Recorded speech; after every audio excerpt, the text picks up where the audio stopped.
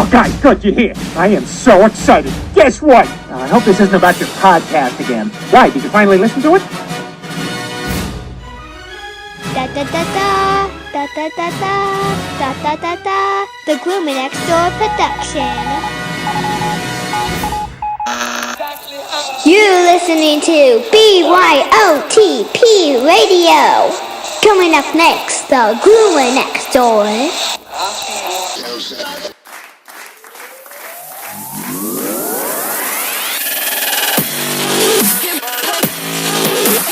The Gloomy Next Door podcast.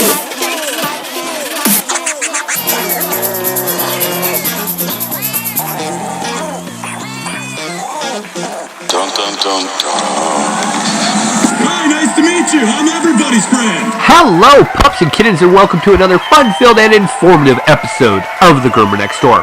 I'm your host, Chris Green, and returning this week, graciously and amazing as she was the first week, we are going to be joined again by Dr. Laurie Coger.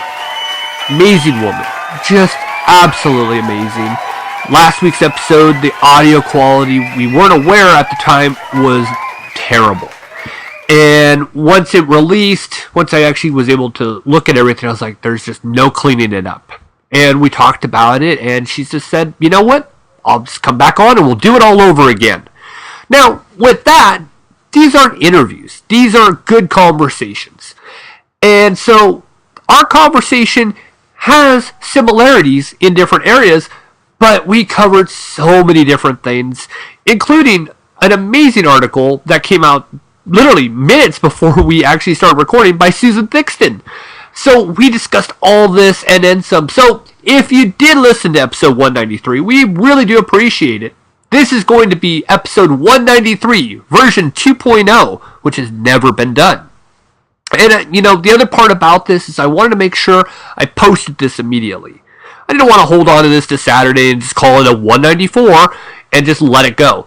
No, I want you guys to enjoy this whole conversation, and I want it to be out there. Dr. Coger is so much fun to talk to and listen to.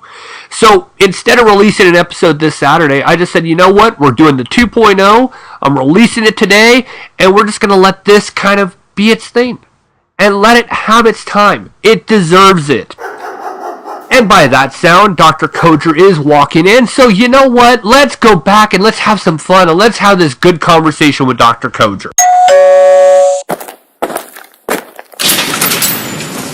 Oh, hello. Hold on a sec. Dad, we have a guest on the podcast. Alright, this week we are going to have Dr. Coger version 2.0. I like that one. That was my idea when we talked about this. Back on the podcast to actually re-record our interview, which is actually a thrill to me to be able to talk to you again. So thank you for making the time to be back. Oh, thank you so much for doing this. Oh my gosh. You know what? I told you before we started, I enjoyed talking to you, so it was just such a hardship when I did listen to it, and I was like, well, sometimes you just have to put what you have out there. But man, I wanted to have that out there, and this time we're going to go second time's a charm. Absolutely. So tell us. Now we're going to go down the same, and yet, because it's conversational, things will change, but tell us your origin story. Oh boy. I grew up in the Catskills of New York, about 100 miles north of New York City. Had horses and dogs and did 4-H, and showed my dogs, showed my horses, and just enjoyed growing up, in a rural area. Always was going to be a vet. I don't really remember anything that I seriously entertained, as a youngster. I was just always going to be a vet. And lo and behold, I went to Cornell, undergraduate, and for my vet school degree, and graduated in 1991 from veterinary college. I can't imagine you being anything but a vet. And from everything I've read about you, it was destined in the stars from the day one. You just always had that. I think, it always just was. And I think you have to really be into animals and science and everything. But you also have to enjoy people. Right. Because every animal comes with an owner. And that's hard for many vet students and veterinarians because they're more than 50% into the animals. Mm-hmm. So that's a learning curve that they have to climb.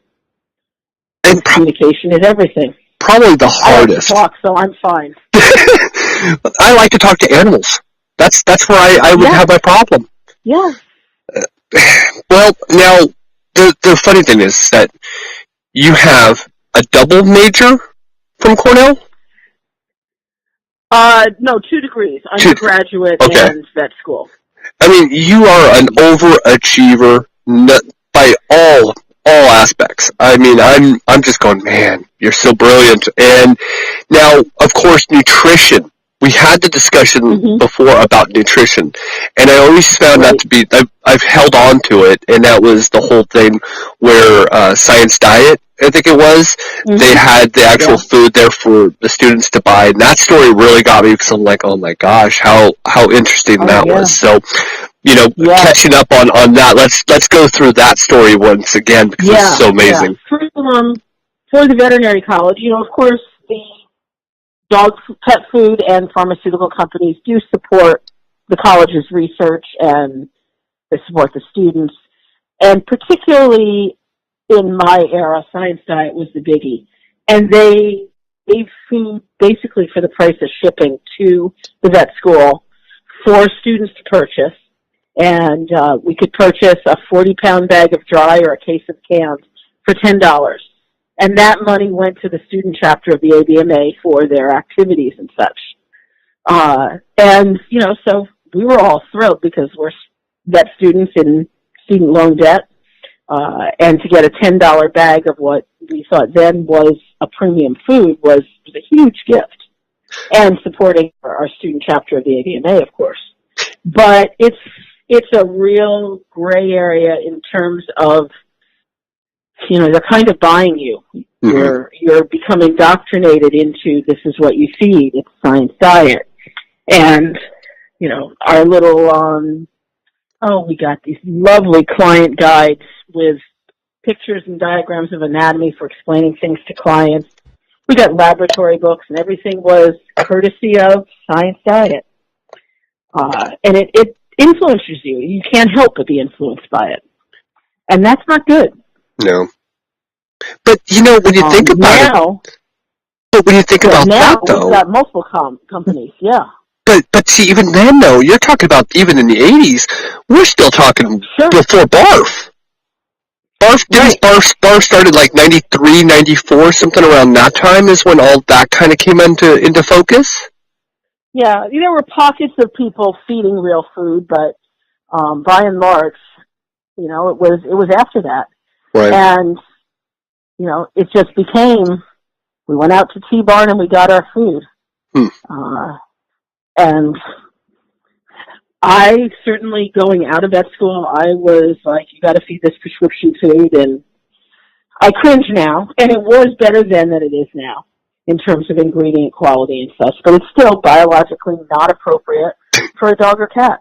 I love that. Biologically not. And it gets me. It gets me because I graduated undergraduate in the animal science department with an honors research project in animal nutrition where, and a lot of the coursework I did, it was species appropriate. And then we get to our dogs and cats, and I was on the bandwagon, totally feeding them things that were not appropriate for their body. And I would never have done that to the livestock that I studied in the animal science program. And it just never even occurred to me because I just drank the Kool-Aid, I guess. I don't know about that, though. I don't think that you actually drank the Kool-Aid. It wasn't what it is today. Again, look back. We even had this discussion before, and that is, look at nicotine and big tobacco. It was the same thing. I mean, who would have ever guessed when you're in your field and you're being taught all these different things, your textbooks are coming from Science Diet. All this stuff is saying it's good. And yet, is it really? How are you really supposed to know different? that's what you're being taught. Yeah. And of course, it's coming down from what we call double doctors, meaning DVM, PhDs. People way smarter than I, and this is what it is, and we just accepted it. Right. And I also think, of that age, and there's so much going on in vet school, so much to learn that is totally factual. You don't question, you just accept it and learn it and do it. Right. And put it into practice. Right. And that's why they call it a practice, because you only make it perfect. So I totally get that. I mean, we have a new vet here in one of our clinics that we actually use for our nonprofit, and I can tell that she still has vet school, all that still on her. She doesn't want to make a mistake, but she has yet to actually find her groove. She's brand new out. Mm-hmm. I mean, what would you say, 5 years, 10 years until she really can hone in on what she really wants to live in? 5 years, you really start knowing something. Right. In terms of practical, real-world knowledge. Right. And we have a recent grad working with us, and she comes from UC Davis, which, is one of always the top 3 veterinary schools in the country, and did an internship out there. A brilliant woman, but like you said, very afraid of making a mistake, tried super hard, but hasn't found her thing. Right. And it's like, okay, you're about due. Take something and go for it. You might change your mind. I mean, for me, one time I thought it was going to be, surgery or exotics, and you try things and you're like, well, that's really not my special interest, but you find it. Right. Well, I mean, I'm hoping that one thing I'm hoping that she takes to consideration is to stray away from the whole kibble. We haven't had this discussion yet. I don't think it's really the time to have it with her. But I'm hoping that she's not the pro-kibble type, and even down to the you should feed science diet, because again, in a lot of vets, what actual dog food do they have? Science diet, even to this day. So I'm hoping that she doesn't. Now that Mars has bought everything they've bought, I think Royal Canin will start to outpace both science diet and Purina veterinary diets, because just the money behind them, with Mars behind them, and the fact that Mars owns so many veterinary practices between Blue Pearl and buying VCA and everything, I doubt those practices are going to carry anything but Royal Canin. And what a low quality. I mean, I'm sorry. It's fact. People who believe it's okay to use chicken feathers that are hydrolyzed as the protein source for dog food. Right. And charge you like $6 a pound for it for this hypoallergenic diet. Chicken feathers. That's just ludicrous. We have a Royal Canin plant right here, and oh really? I didn't know that. Yeah, I have one right here, and there's just no chance in this world I have any ambition to even go and talk to them. There's nothing I have to say to them. Nothing good, at least. No. There's no point in having that conversation. No, as you say, they're not open to it. No, and all these companies with their resources could potentially make a good biologically appropriate food. Mm-hmm. I mean, they have the money, they have the access to ingredients. They just can't make enough profit on it. Right, and they don't want to. I mean, come on. And they don't want to. Yeah. And, look, and this is definitely the direction I was going to take it, because we had a conversation about my own personal dog, and I wanted to give you an update. I asked you about, how I'm feeding my dog, and you had said asparagus. Put some asparagus in there. I'll tell you, she hated it. Really? She is so finicky. Oh, my gosh. Now, I told you I puree it, because all of the actual roughage, she'll just look at it. She'll actually pick it up in her mouth and pick it out and drop it on the floor. So that's difficult. She won't eat anything off of bones. Like, we gave her a turkey leg, and she left that whole thing alone. Shocking. Yeah. But she wouldn't do the asparagus. Now, Radishes, I did put that in there. She was okay with that. Okay. So I did that, but the asparagus, no. So I thought right away, I was like, broccoli? Did we try broccoli? I have broccoli. I've been doing broccoli as well. Kale. Yeah. Yeah. Okay. But yeah, anything that has that strong odor or even taste, anything to take away from that sweetness of the blueberries or the pineapple, nope. Yeah. She picked up right away on it. So I thought I would actually tell you that one because that was dog. oh my God, she's so smart. Too smart, to be honest with you. Way too smart. But I thought I would point that one out because I was like, oh man. Sure. And the other thing is now she doesn't like bone. I want to say she's a lazy raw eater, so I'm gonna have to do like a bone powder. I'm guessing, kind of mix it in, or grind. Yeah. Grind it. Or grind it. Yeah. Yeah. That's the other easy way. The other easy way. Yeah. And you know, the huge discussion that even we had before was, yes, we get it. Kibble opposed to raw feeding, there is a significant amount in difference in cost. It is a difference.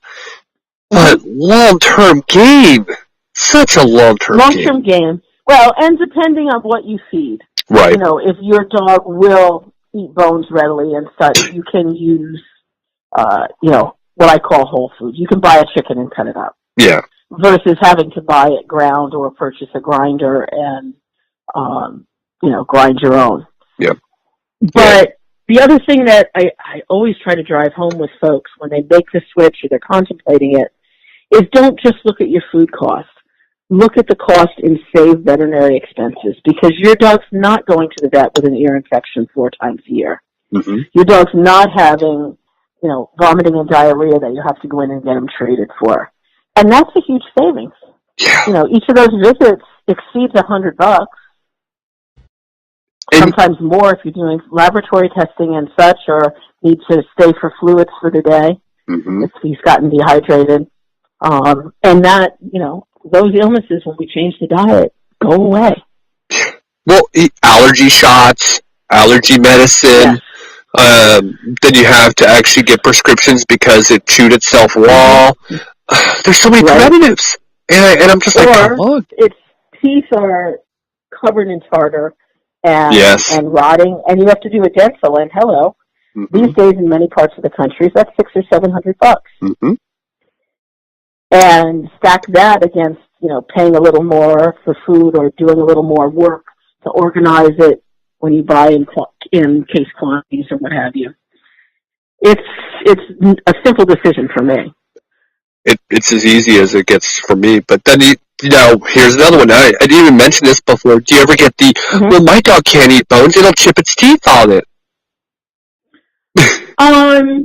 I actually don't get that. Wow. From owners. I've had that one.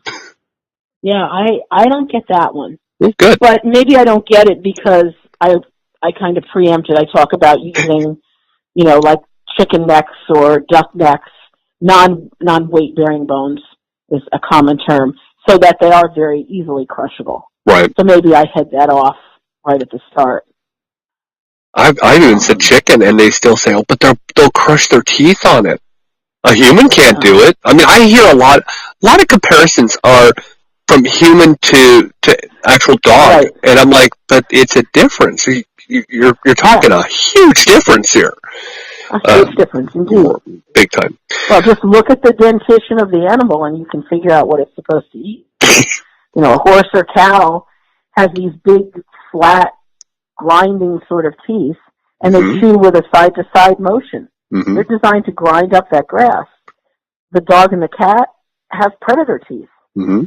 That's shredding flesh. It's not grinding it up. It's cutting it into a chunk that they can swallow. Mm-hmm. It's simple biology, but that sometimes simple is the most difficult of all. Simple. I love the word simple biology because I'm like, it's so easy. It's right there, but it's I don't know, but let's go to the whole soapbox question now. You remember the whole thing? You know how I love that one. We all know that I love to approach. I love to have conversations, and again, I've gotten really good at this. It's not education. I'm having a conversation, and I've had to learn over the course of the last few years. Now, I'm not trying to educate you. I'm here to have a conversation. But I love the fact that, and I said it last time, you're far more intelligent than I am. And I love always hearing it. Now, I remember the story, but because, everything kind of went haywire, tell us your soapbox moments and how you are able to cope with it. Now I'm going to, now I'm going to have to remember. Which one did I start with? Did I start with the It's Only a Dog guy? I don't remember how you started it. I don't remember. I know you had said that it does drive you nuts when you're in the checkout line and you see the garbage food in front. Oh yeah. Because you had mentioned you actually approach people. Oh, I do. Or and I couldn't do that. Oh, it's so much fun. I cringe when I see it. But I have to do it for a living in the office. Well, I cringe when I see people with, the gigantic bag of Purina cat chow. And for the cat especially, this is a creature that is designed to eat a fresh kill. Yes. It's almost like the chipmunk that got in my house this morning that my dog almost got. Ooh. I don't know how it got in. I'm sitting here reading my email, and all of a sudden, Puck goes flying by. I grabbed the computer, luckily, because he went under the desk. Luckily, it didn't go flying. It would have been down an iMac. Oh, no. And, oh, my God. And this was like 10 minutes before I have to leave for work. And he circled around, and I got to see it. I could see it was a chipmunk. I thought at first it was a mouse, but it was moving really quickly. And, of course, he wound up getting wedged under the desk. I couldn't get to the little creature. I got tucked back, and then I'm like, well, what do? I've got to go to work. So I took all 4 dogs to work and left the door cracked, hoping the little beast would find its way out. No such luck. I get home today after, my usual day, and everything seemed peaceful, and I thought at first I was home free, and then one of my girls just was glued to the underside of the desk, and I thought, oh no, he's stuck in there. And so I get everybody in crates so I can study the situation, crawl around, flashlight, and I see the poor thing, and he's just stuck under the baseboard. So you can make a net out of a coat hanger and a grocery bag, in case you ever need to know. And with a little luck, you can net a scared chipmunk. So he's back in the wild. But that's what, that little chipmunk is what a cat's supposed to eat, or something like it. Not something that's 90% dry and 50% starches. And they can't be healthy on that. It's truly abuse. Mm-hmm. It's nutritional abuse. But we've been marketed to think that is what cats eat. Mm-hmm. Cats eat cat chow. So, that would be my soapbox moment, but I generally refrain. Because, of course, then I get the reputation of the veterinarian who you can't see unless you feed what she thinks is okay. So, that my boss wouldn't like. You know what? This was a better example of soapbox moment than last time. It was a great story. Good. I'm absolutely enjoying every moment of this. Seriously. Good. This was great. Right now, my score on wildlife is Laurie 2, wildlife 0. I've defeated a woodchuck, too. Oh, not in my house. My cats or dog would have had them. Either one. No, the woodchuck was in the yard, but it's like foolish woodchuck. Poor dogs are going to run out at you every day. But he was tough, but I beat him. I drove him away. The secret to wildlife management, or I guess deterrence, is that's their predator.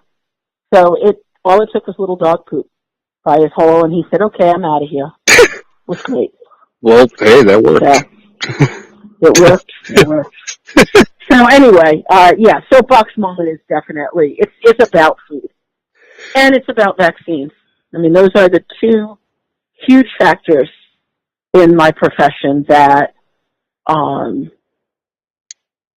important in regards to how they can benefit the animal and how they can harm the animal. And over-vaccination, I mean, look at our cancer rate right now. It's 1 in 2 dogs. Mm-hmm. To me, that's inappropriate diet and over-vaccination, hypersensitizing the immune system. Mm-hmm. Autoimmune disease is rampant. And these are things that I was told I would never see or rarely see in practice when I was in school. Diabetic cats. They said I'll see 5 diabetic dogs for every 1 diabetic cat when I was in my senior year. It's the opposite or worse. It's now all diabetic cats, and it's directly related to feeding them dry food. Mm-hmm. UTI, renal failure, all these are problems I'm sure we see it all the time. Well, they're walking around overstarched, if you will. And remember, those carbohydrates or starches break down to sugar, stress the insulin production ability of the pancreas. Mm-hmm. And they're walking around dehydrated because that food is 90% dry. And the little chipmunk that they should have eaten is 50 to 60% wet. So, we cause these diseases inadvertently. Oh yeah. Well, but my cat has plenty of water. My dogs do too. Mm-hmm. But it doesn't. Eating an abnormal food doesn't drive thirst like eating the food the body is designed for, which creates thirst appropriately. But also, and satisfies it appropriately. You're also, with the dogs, destruction of breaking down its food and how it does it. Mm-hmm. It's such an art form. I'm doing it terrible justice. But how it breaks up every aspect of it and stores what it needs and discharges what it doesn't need. We're all feeding. Look at how small and compact and proper the actual stool looks opposed to kibble. Well, look at how, and you and I know this because our dogs are fed a natural diet. Their poop doesn't stink. Nope. I almost said something else, but I know we have to be G-rated. No, we don't have to be. We never have to be G-rated. I can put explicit on there. You can. Oh, good. Yep, okay, don't matter. Yep, you're free. You're free to do whatever you want to do. Okay. But a raw-fed dog stool does not smell. Nope. And a dog's poop reeks. Yes. We have a dog, dogs poop in the hospital, in the veterinary hospital. They're scared, they're nervous. Totally understandable. It would clear the room could the people leave. Yes. My dog's poop, you don't know it's there. You step in it and it doesn't even stick to your shoe. It's just totally, totally different. Mm-hmm. And that's the body doing its magic. And now from the science, right tools. From the science perspective, that's where you have to look at it and you break it down in your brain. I do. I don't know how you are, but I break it down in my brain and I go, how unique the body, how it's able to just take all of that, break it down, put it in this chalky little thing, whatever, and then it's easy. If I stepped in a regular dog, and look, being in grooming, we have people who bring their dog just like with you guys, and I'm pretty sure it's the same thing. They don't walk them before. That's another pet peeve. Oh, no. They walk in, and then all of a sudden the dog does what it does, which, of course, especially if it's been in the house all morning. Right? Hey, why did you pull me? I didn't go. And then they do it, and you automatically know what their dog is eating because it's right there on your floor. Yep. And boy, if they're eating Old Roy. Oh, yeah. You definitely, boy. It is just even if I have owners switch from, a grocery store food to a pet store quality food, they'll notice a difference in volume. Yes. And it's like, some of these dogs, they're pooping 3 times a day like little ponies. It's just a huge volume of poop. Yes. And, you go to natural diet, you go to even like some of the dehydrated or freeze-dried, all of a sudden you have normal stool production. Mm-hmm. But they don't, owners think he's not pooping enough. It's like, no, he was pooping too much before. Right. But we all see what we have as our normal instead of knowing what is truly normal. Yes. It's kind of a strange phenomenon. I think it's the aha. It's that aha moment. Yeah. Now, of course, all pet parents typically have that time where they go, oh man, that's it. Aha, I got it. And then, of course, then we kind of get a grain of your knowledge, of all veterinarians' knowledge, where now we start to understand the anatomy a little bit better. We start to understand our dogs or cats a little bit better. And again, it's a grain of what you guys know, but then it's like, oh, now I know what she's talking about. That's that moment. Yeah. Now, that is key, and I think some veterinarians, I know I'm guilty of it, we throw too much at you at once, and it's overwhelming. You have to learn to just give people enough to kind of get them to that little hump that becomes, the crest of that hump is the aha moment. That aha moment gets me every time. Mm-hmm. And then all of a sudden you're just like, oh. I mean, I didn't grow up with dogs. We were always in an apartment, so I didn't have dogs. You can't have that. So I really didn't have a dog. I didn't have a dog until a few years ago. And, again, just like every other person out there, I fed kibble. I mean, I was not always where I'm at today. I always did a grain-free, but again, we all know what a grain-free really still is. It's still a polished turd. Right. And then I started to learn, and, doing this helped me. And then it was like, okay, I'm off of that. So luckily, Big Kibble didn't get my money for a long time, but they still got my money. Yeah. And just like every other pet parent. Now, I know your other passion and your other pet peeve is over vaccination, because we kind of went over that a second ago. And I wanted to go over that one, of course, because, we know all these different issues with over vaccination, all these issues that are going on. And I love your take on it because, again, you are science first. And so that's always very important. And you see it. And I wanted you to kind of go over all of those different things. Obviously, we can't recreate last week, but we can do our best. Sure. Yeah. I think, and it is getting better.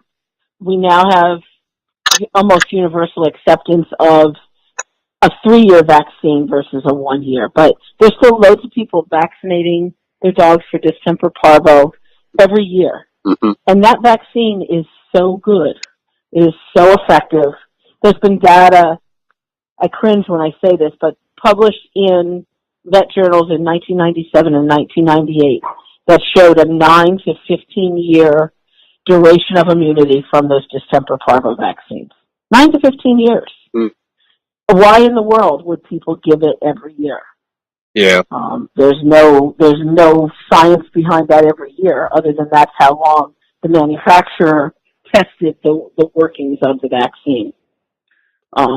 Now we have a 3-year standard, and even the mention in the latest American Animal Hospital Association's protocols, they don't say 3-year duration of immunity, they say 3 years or more. So they leave the door open, which is really nice. The acceptance of blood testing to determine immunity, which is called a titer, is becoming more accepted. Not universally, but more, which is good. The funny thing where it's really accepted is on veterinarians themselves when they're tested for immunity for their rabies vaccines. And you cannot get another rabies booster for yourself if your titer is above what they call the threshold or effective level. So it makes no sense to me, but a titer works for me, but it doesn't work for my dog. It's totally accepted for me. It's not accepted for my dog.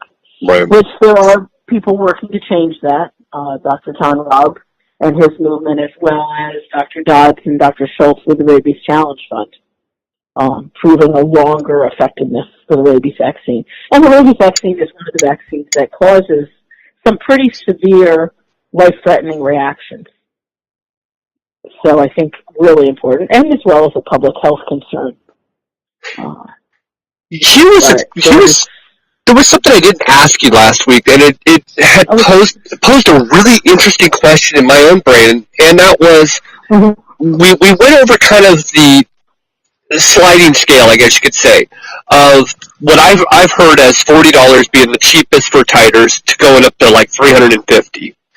And we had we slightly had that discussion, but here was a unique part to it that I didn't ask, and it drove me nuts. And that was, why are they so expensive? Well, it depends on where you send it and what you ask for.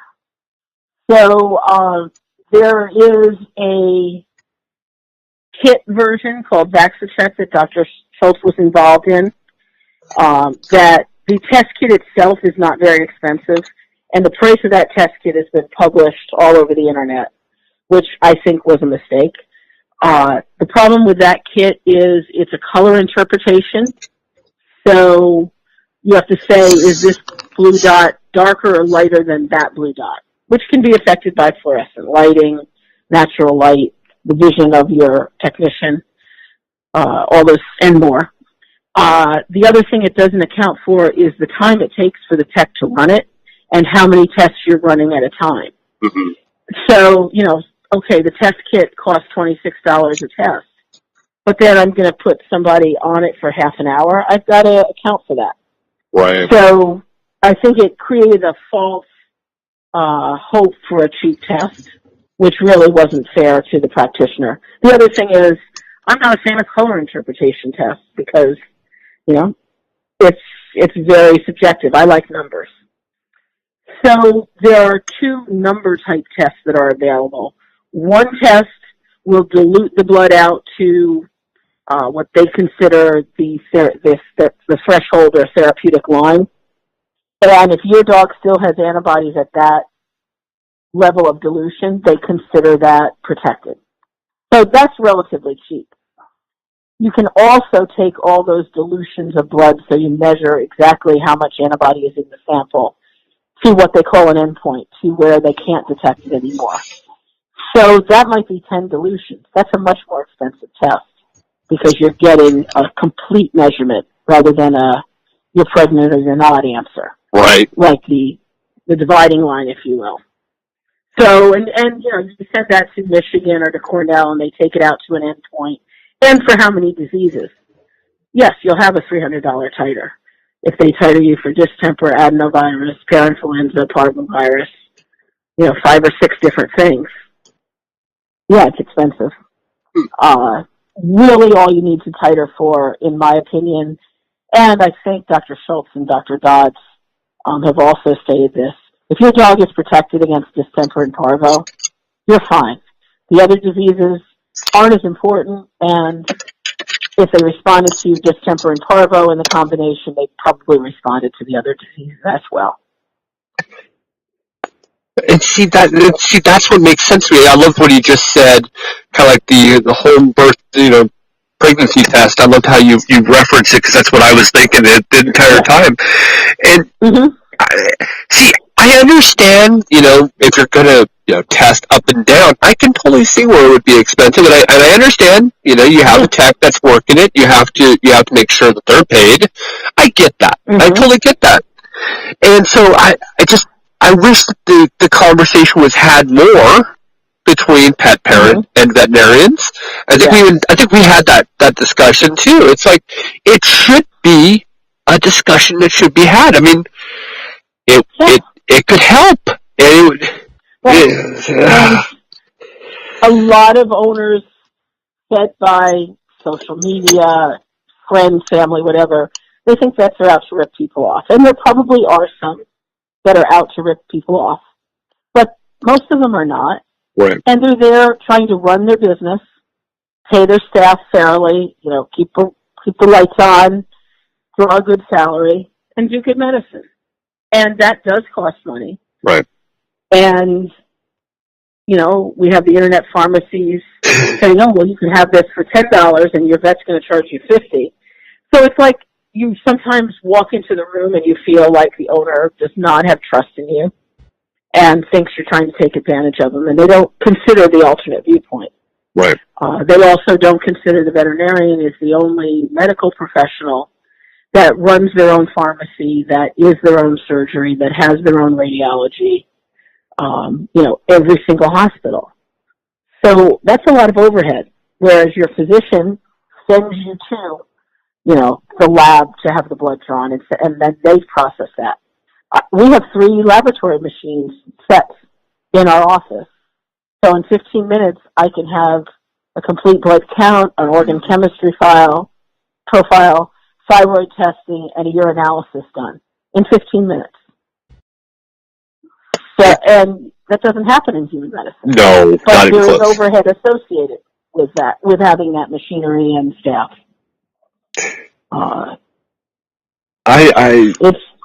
I find your profession very interesting. I think you can tell that already. Mm-hmm. I love veterinary medicine.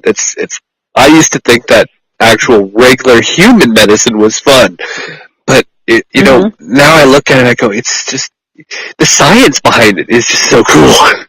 The science is there, the art is there. It's a great profession. It really is. Frustrating at times, but a great profession.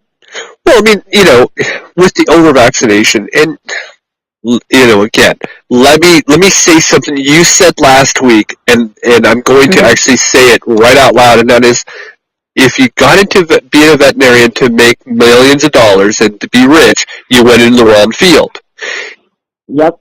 And I get that. Now, here's where I can completely separate that line, and that is, there are veterinarians who are making money hand over fist, and you know exactly what I'm talking about. And yes, they're over-vaccinating, they're charging ridiculous office visits for things that shouldn't be an office visit.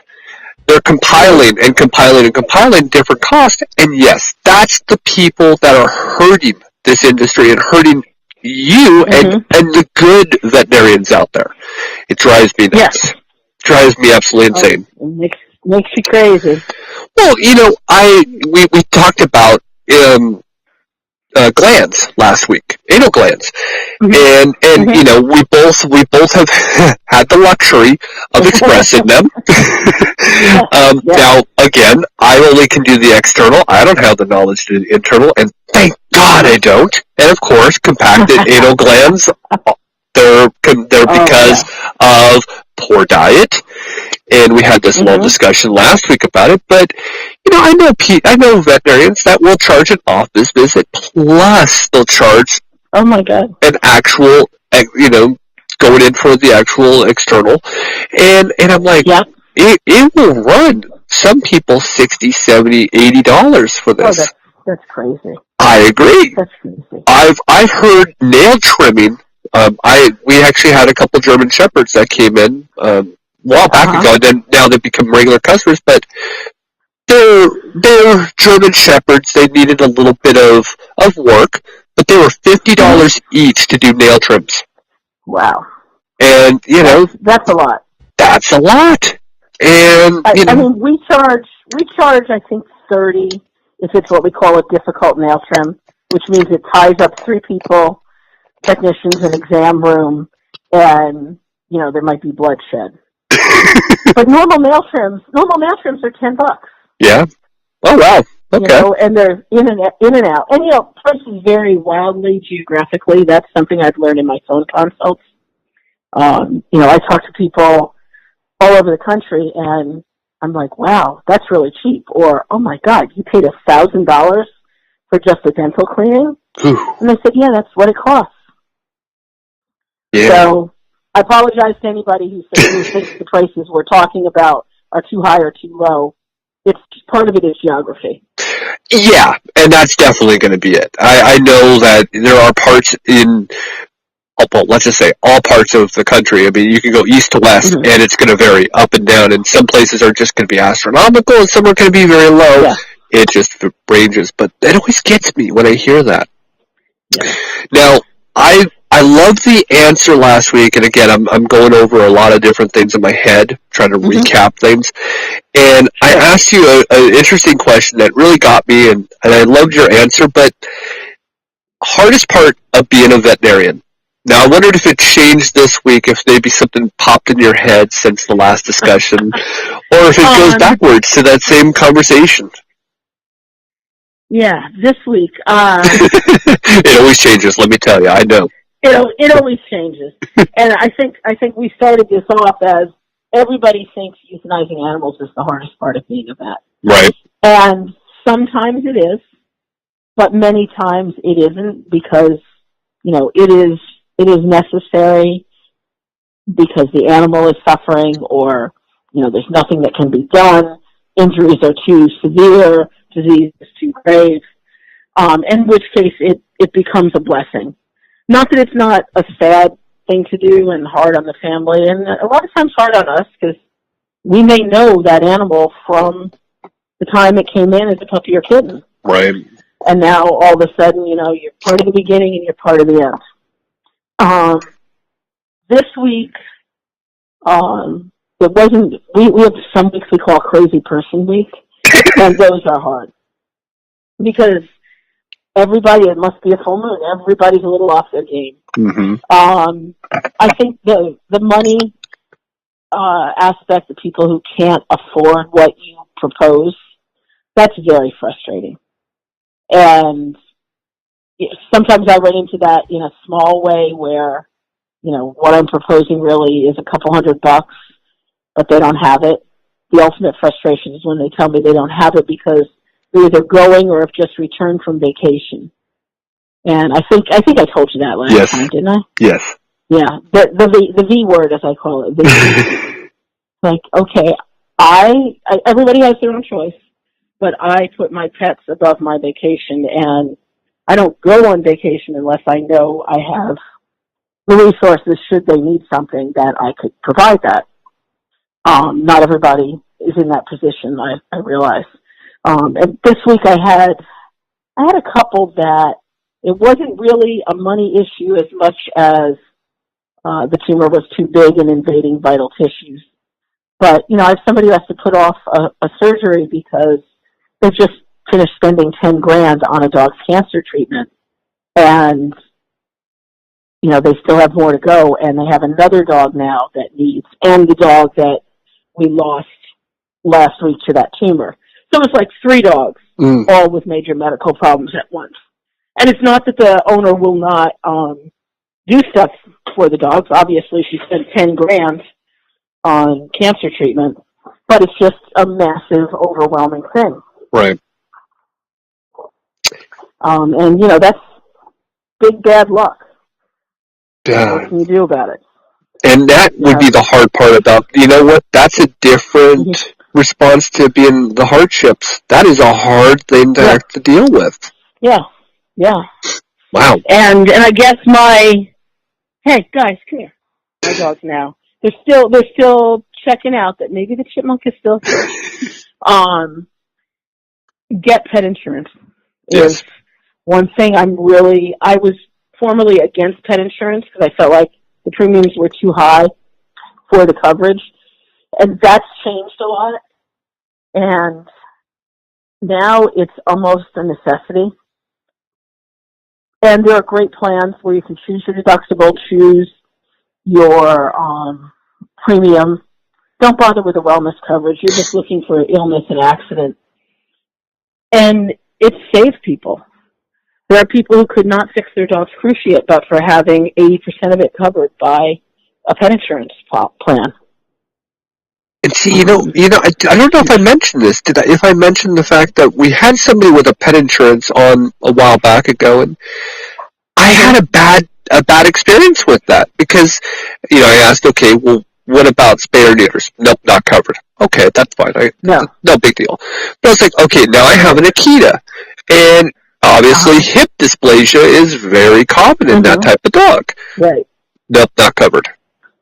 I was like, yeah, you have to read the fine print, and you have to look at the different companies. Yeah. Some of them have riders. and like I say, wellness care, you're going to spay your dog once. Just, put some money aside. Right. But, like, the company that I like right now is Healthy Paws, and that may change with time. But they cover holistic care without an additional rider. They don't cover wellness stuff. They're about sickness and injury. You can file your claim online. They send you a check. It's turnkey. I've been happy. I've had phone consultations covered with them, which, who would think? And then I've seen other companies that were like your experience, where, it's a Labrador Retriever. We're not covering for hip dysplasia. We're only covering one cruciate because we know it's going to blow both of them.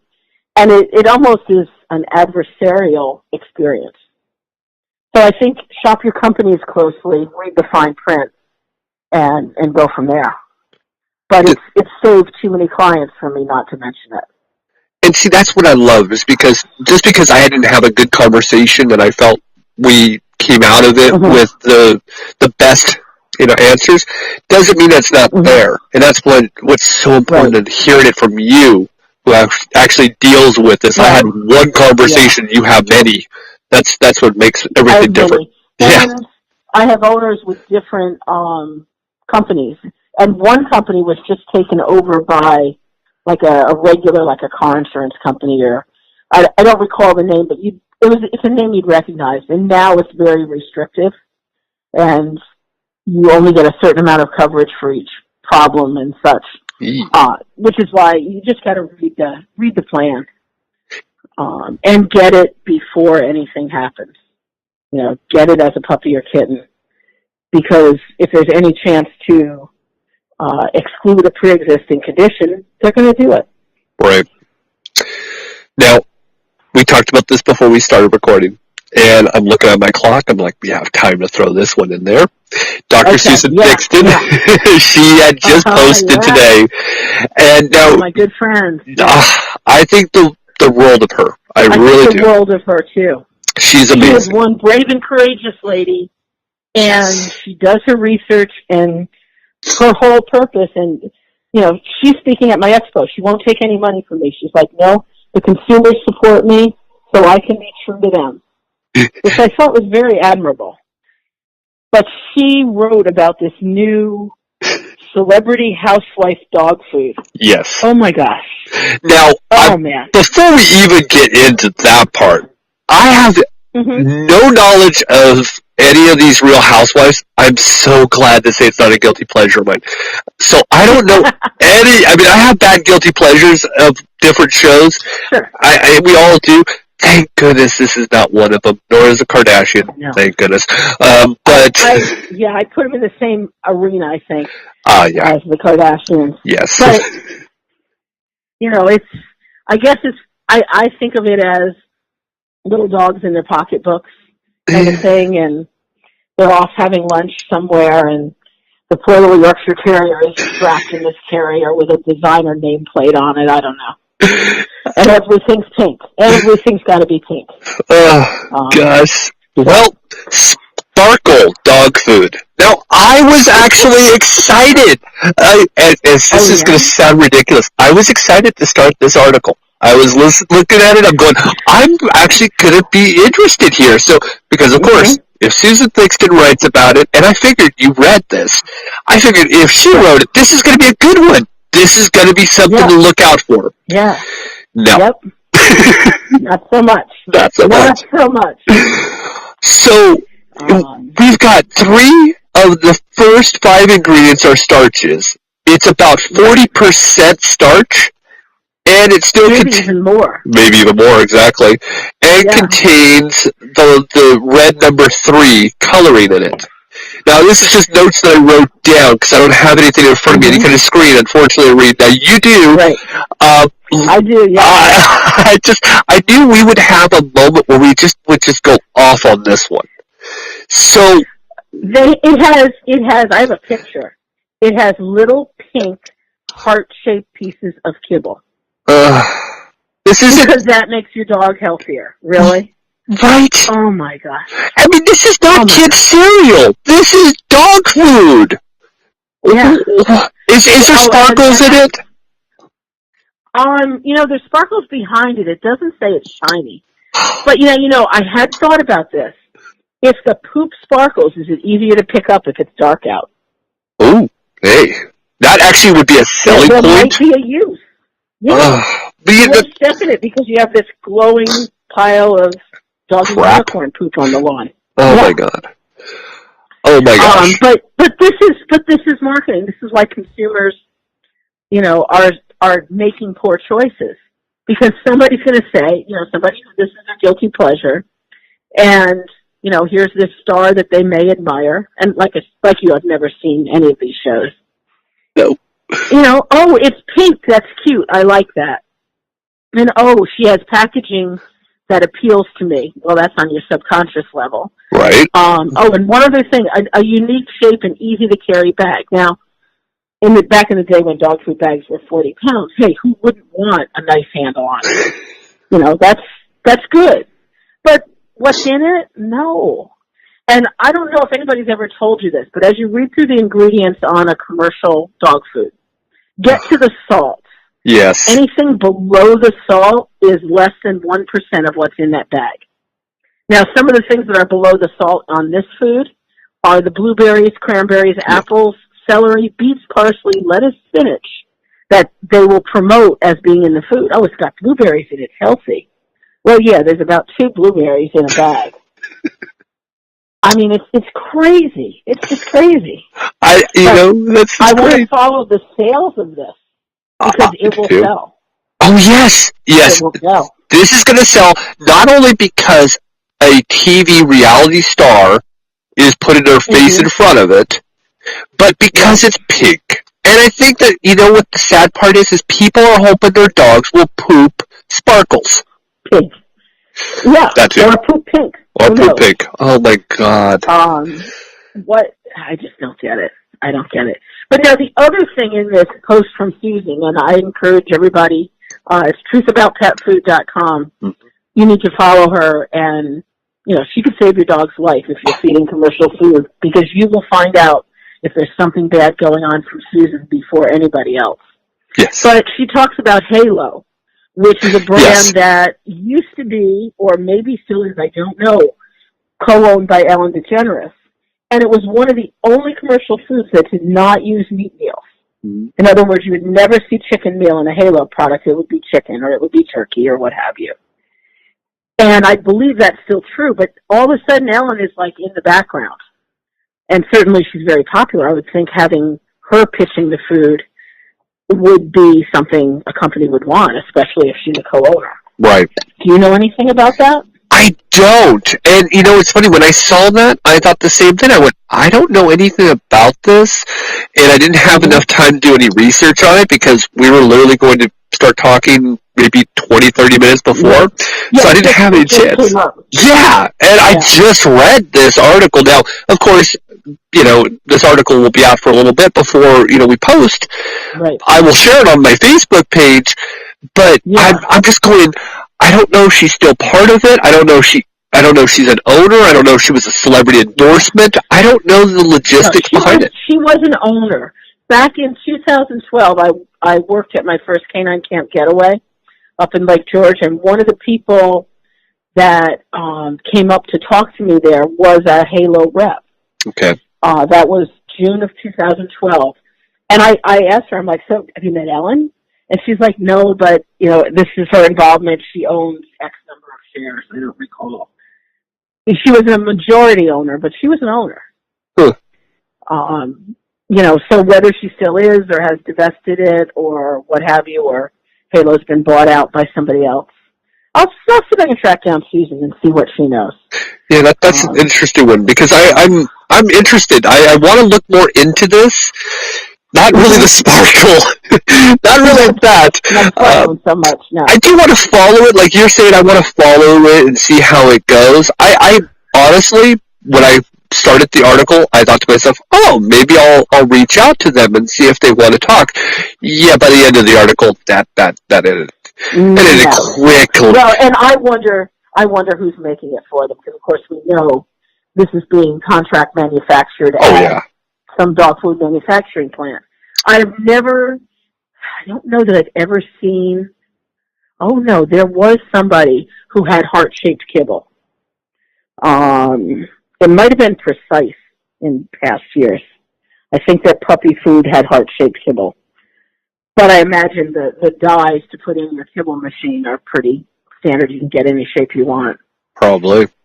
I mean, I just look at this and I think to myself, well, I mean, I would think that the same kind of stuff that makes kids cereal with the different shapes would be the same. Essentially. Yeah. Yeah. Essentially the same machinery. And someplace else I read something about that, and they reminded me of the movie Legally Blonde. Like, this is what Elle Woods would say. Yes. I've never seen the movie, but I know the movie by just the poster alone. I can see it in my head. If you need a guilty pleasure, Legally Blonde and the sequel are very entertaining. But, you know, it's stereotypes of the blonde bimbo and her little frou-frou dog. But yeah, definitely Sparkle would be the food of choice. Well, see, this will actually sell. This is going to sell because you think about all the little girls out there. I have a daughter. I'm not buying this because obvious. My daughter would look at me and go, "It's kibble, Dad." 9 years old. I'm proud. I'm very proud of this. Yeah. We actually... That's an interesting point because I have many owners who say, you know, I'm using the dog or the cat as a pet, but I'm using pet care as a way to teach my kid responsibility. Yes. And the kid is in charge of feeding the dog dinner or breakfast or, you know, doing this task or that. And I could see somebody saying, oh, we'll buy the Sparkle food because, you know, little Susie will do her chores more. Uh-huh. You know. It has a market. Little girls will eat this up. Right. Oh, yeah. I mean, it has market value. It's just the unfortunate side is where's the actual nutritional value? Here we go. There we go with that. There we go. It's not about what's in the bag. It's about what's on the bag. Oh, from boy. The manufacturer's point of view. And it has an easy handle, by the way. Let's remember that one. Write that down. That was good. Yeah, boy. Here was something I saw on of course, you know, I talked about the pet food pantry and it's my worst day of the month, but because I get to look at kibble, unfortunately. But I was reading on the back of the bag, and I could swear I have not seen this yet posted, and it was the word moisture. I have not seen that. Are you aware of this? In the guaranteed analysis or in the ingredients? I thought it was in the ingredients. I've never seen it in the ingredients. In the guaranteed analysis, they'll either list the dry matter, which will be 90% on a kibble, or they'll list the moisture as 10%. Yeah, I posted a picture. I've never seen it in an ingredient. I posted a picture of it on our Facebook page, and I went, moisture, and then I had to Google it, because I had not seen that. Maybe I just overlooked it, because I usually look at all the other stuff, but I was like, moisture? Right. What is this now? It's almost like they're telling people, oh, look, there's moisture in it. Don't worry, your dog or cat won't have renal failure. You're not going to have dehydration. No, you're fine. What is the moisture? That's kind of water. Is it something else? That was the other question. Moisture flavor? Yes. I don't know. See, now you are sounding just like I did. And I was doing this for like a half an hour. I kid you not. The word of the day on Saturday was moisture. All throughout the day, I just would randomly throw it in to conversation. You know, did you ever watch the Pee Wee Herman, Pee-wee's Playhouse? It was okay. They would always have the word of the day, and they would yell, "Yay!" Yeah, that I still do that to this day. 36 years old, and I still do this. I haven't matured much, obviously. So moisture became the word of the day, and I would just randomly just scream, "Yay!" Which just seems to carry over. But yeah, I was just like, moisture? What is this? That is strange. I was lost. I was lost by that one. So I thought I would throw that out there. I wonder how much moisture is in Sparkle dog food. Well, they're getting a good plug today. Yeah, I wonder if they've released analysis or anything. I don't know. Again, we didn't have a lot of time before this conversation started. Right. Yeah, so I didn't have a chance to really dive into this one, but it definitely bookmark this. Yeah, I definitely. think that's amazing. Now, before we actually get into the expo, I know you have the camp that's coming up, and I love the story about your actual camp and how that works. About dog camp? Yes. Oh, yeah. Dog camp is actually a project of a friend of mine, Janice Costa, and it's Canine Camp Getaway. It started off, she had a dog that was not exactly an easy dog to be around. Rescue dog that was part Malinois, was a lot of dogs. And she wanted to take her dog on vacation, so she said, well, I guess I need to find a place where I can have a dog vacation. And so the first camp was born, where it's a dog-centric event, now held in Lake George twice a year, June and September. And it's people vacationing with their dogs. Dog-related activities are everywhere, from Barks and Crafts to Yappy Hour, hiking, agility, dogs in the pool. We take over this dude ranch. It is so much fun. Dogs can come to dinner. We have educational events. We have how to teach your dog to skateboard. We have nose work. We have barn hunt. We have dog yoga. This wonderful yoga instructor from Saratoga Springs comes up and she does yoga for you and teaches your dog a few little yoga maneuvers. So it's just a bunch of crazy dog people getting together and having, 5 days, nights of total fun. And I'm one of the camp vets, so we have vets and paramedic on staff. So if anybody gets hurt, we got you covered. Just a great time. I enjoyed actually looking on there and reading all the different things, and I was just like, oh my God, how cute is this? Again. And we have the serious stuff too, where you can get your therapy dog certification or your canine good citizen, doggy CPR certified for doggy first aid.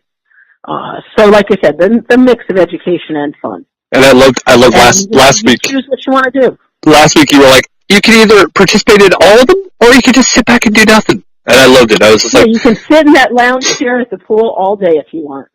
Sounds great to me. It's good. That's amazing. Now let's go into the meat and potatoes of it all. Now, of course, I had mentioned this whole discussion, this whole conversation all started way back because Kimberly Gauthier was having a discussion. We were both talking, and she's like, have you ever talked to Dr. Coger? And I'm like, no, I don't think I have. And she goes, oh, you've got to talk to her. And she goes, she's got this expo coming up. And I was like, an expo? Right. Okay. Yeah. And so that's how this whole discussion started. And, it's funny because... How you found me. But we've had some great conversations, which unfortunately, one's kind of sketchy, but you could probably make it out if you wanted to. But then we had all these other discussions in between. I'm like, I honestly can say you're my favorite veterinarian that I've talked to. Oh, thank you. Well, I sometimes I get done with these conversations, whether recorded or not recorded. I'll go home and I'll talk to my wife, and I'll be bragging about it and just having this conversation and talking about it for days. This conversation we had last week, I talked about you for probably 2 to 3 days afterwards. and of course, in the whole grand scheme of things, when things didn't play appropriately, it was down, and then you're like, well, let's do this again. Challenge. Yes. Yeah. And having this opportunity to talk again, it's like almost kind of like feel like a little boy going, yay! Again, I don't think I matured much. I grew up, but I didn't mature. So these conversations are always a lot of fun. Now, your expo isn't until the 7th of April, which sounds like a long time away. It's not a long time away. It's not a long time away. You have sneaking up. Oh God, isn't it though? And you have so much that's going to go on. Now it's a one-day event. Right. Tell me all about it. Well, so we've got speakers, including Susan Sexton, who we've talked about, one of the world's foremost canine rehabilitation specialists, Dr. Debbie Gross-Chiraka, Dr. Judy Morgan, who is a renowned holistic vet from the Pennsylvania-New Jersey border. Suzanne Clothier, who way back when patented the Clothier jumping method back before dog agility even existed. And she's an amazing author, New York Times bestseller, I believe. Wow. And talking a lot about behavior and the human-dog relationship, as well as she'll touch on some training. Along with Susan, I have Jessica Sleater, who is the attorney for the Evangers pugs. Mm-hmm. The one pug that tragically was killed by the Evangers pet food. And she's an attorney who kind of specializes in class action suits and suits where animals have been harmed by a pet product. Mm-hmm. So she's going to have some interesting perspective on that. I've got exhibitors and sponsors that are going to be there with booths. I have Answers Pet Food. I have Honest Kitchen. I have The Farmer's Dog.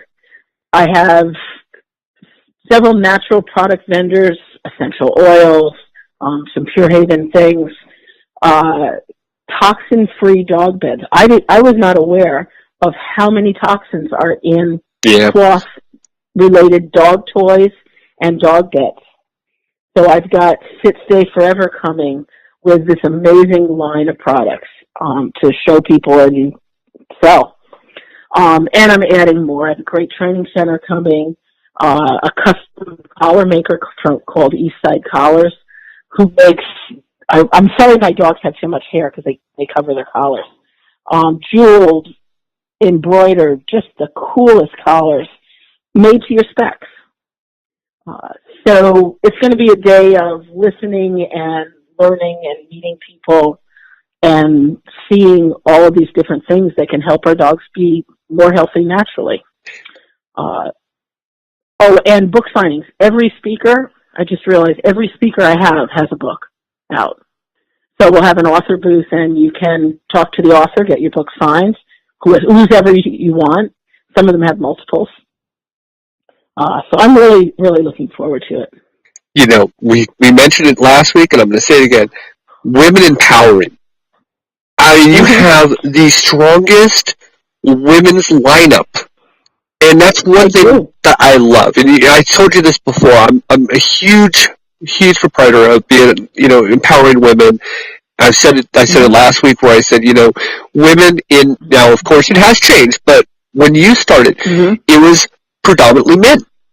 And we had that long discussion on that before. And, obviously the compassion is definitely, what's changed. And now women have taken over this industry. But I'll tell you, I've read up on, when I was doing all this stuff last week, I read up on all of your guests. And I've had Dr. Morgan on. I've had Susan on. I know already what those two are like.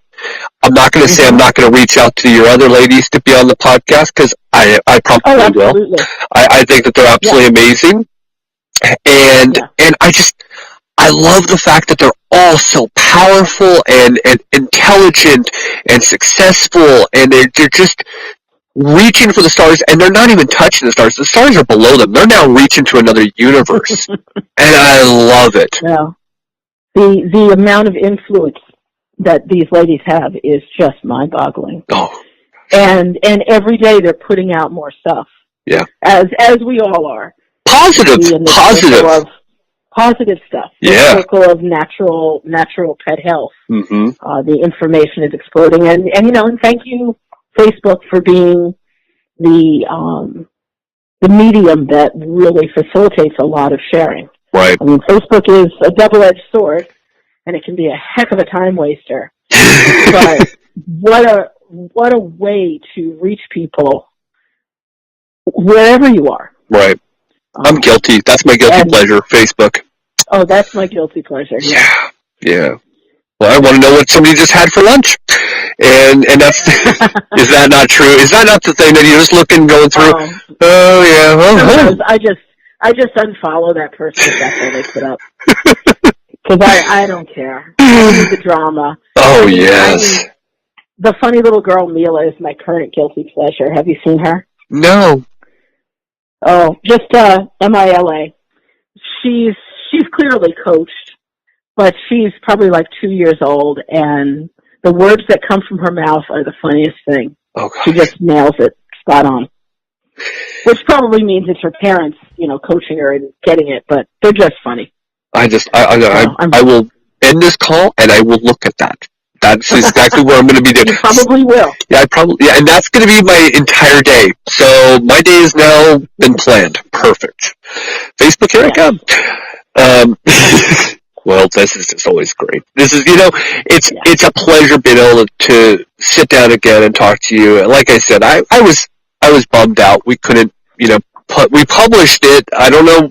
I kept seeing people listening to it. Nobody complained, which is always odd. Yeah. So people were able to get through and listen to last week's. Yeah, at least. And what's great? But they like this one too. Well, you know what? The great thing about this is that we had some of the same conversation, but there is definitely new content in here. So version 2.0 definitely, is going to stick. What else have we not covered that I'm completely letting, dropping the ball on? Is there anything? Oh, I think we covered pretty much, similar topics to before. I tried. I wanted to make sure because I loved our conversation and it was great. Yeah. I just want to make sure that if there's something else I haven't. If there's something else, and how to reach me. Oh, there you go. Did that, did we? Nope, we did not. The website is healthydogworkshop.com. Right. And the expo is healthydogexpo.com. Either one of those sites, and people email me questions and stuff. I answer them as time allows. Feel free. Right. And, that would be, I'm on Facebook too, and there's links at the healthydogworkshop.com. Question I have. So you can share our Facebook addiction. Oh, definitely worthwhile. Dr. Harvey, are you going to have any of them at the actual expo? At this point, they have declined. Oh. They're wonderful people. Yeah. I get the feeling they're kind of a small company and don't have a lot of traveling options. And where are they based? New Jersey. Geographically. Oh, are they New Jersey? Yeah, Dr. Harvey. I'm going to have to double check on them. Yeah. Because I tried to get them to come to dog camp and they couldn't do that. Yeah, that may have been a timing thing too. There's it's still operated by Dr. Harvey and his wife. Their kids are the ones that are actually involved as well. I think it's a great family type operation. I like their products. Yeah.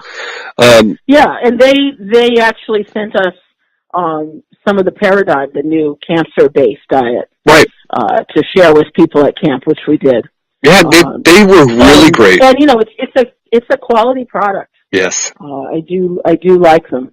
Yeah, so maybe I'll drop your name and see if I can convince them. I'll send her an email if you want. I will definitely. I don't carry a lot of products, and that's one thing about our shop is that we're still very new. But one of my products that I want to carry is Dr. Harvey's, just the treats, because I'm not going to really dive into this large pet food type fight that there is around here. Because this is still kibble country. We had that discussion before. Right. Trying to change that mentality is one person at a time, and that's where Walmart comes into play. Like I said, hey, you're feeding this crap. How about changing that?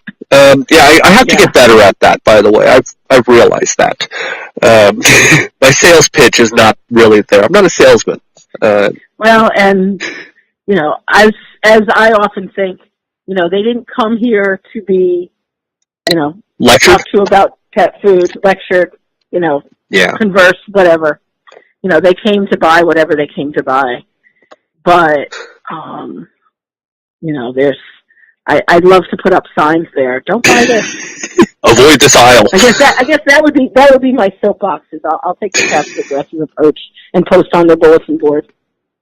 I love it. Well, you know what? I should have just asked my police friend for some police tape and just, caution off the areas of dog food. Should have been what I should have done.